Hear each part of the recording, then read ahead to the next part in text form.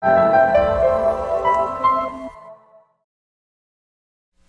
commentators explain that Aaron, Aharon, the high priest, was upset at the end of last week's Torah portion because his tribe, the Levites, the Levium, did not participate when all the other tribes brought inauguration offerings at the opening of the Mishkan, the tabernacle. So at the beginning of this week's Torah portion, God tells Moshe to command Aaron to prepare and light the lamps of the menorah. Rashi, the greatest of the commentators, tells us that that was God's way of saying to Aaron, don't worry, what you're going to do is greater than what they did. But that seems somewhat non-responsive. There are all sorts of things that Aaron and other priests got to do that the other people didn't do. What was so special about the menorah? Rashi gives us a hint, because later when the Torah says that Aaron did exactly as he was commanded, he prepared and lit the lamps of the menorah, that the Torah is telling us that Aaron did not change. He didn't deviate at all from God's command. But that's not surprising. Of course he didn't. He was Aharon, the high priest, the Kohen Gadol. So another commentator says, you know what Rashi's really telling us? He's telling us that Aaron never changed each day when he lit the menorah. Every single day he lit it as enthusiastically, as excited as he was the very first time. Which means that for him, lighting the menorah every day was a new inauguration. Can you imagine if you're a man putting on tefillin as excited every day as you were the very first time you did it? Or as a woman lighting Shabbos candles with the same enthusiasm that you did the very first time you lit? Extremely difficult to be at that level, but that's what we have to aspire to. We have to be childlike in our enthusiasm with respect to our Jewish practice and in our study of Jewish texts.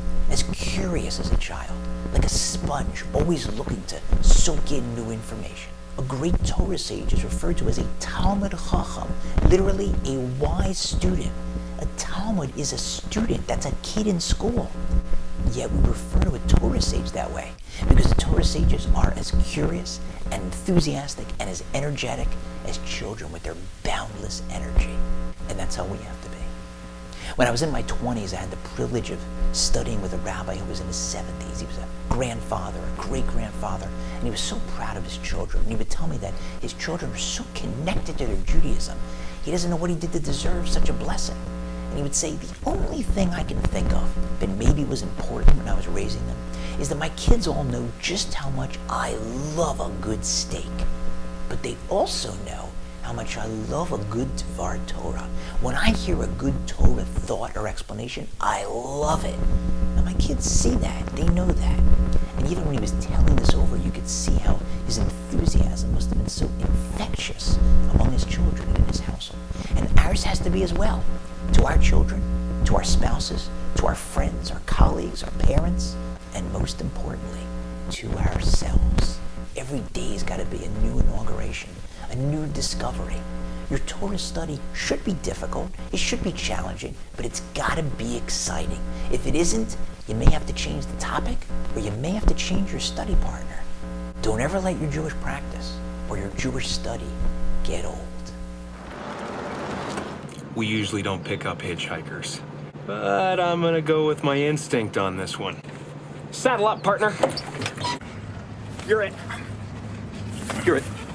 You're it. Quitsies! Any quitsies? You're it, quitsies. No, any quitsies, no startsies. You can't do that! Can't do? Cannot. Stamped it. Can't do double stamped it, no erases. Cannot. Triple stamped it. No erases. Touch blue, make it no, true. No. You can't triple stamp a double stamp. You can't triple stamp a double stamp. Line! You guys! Enough!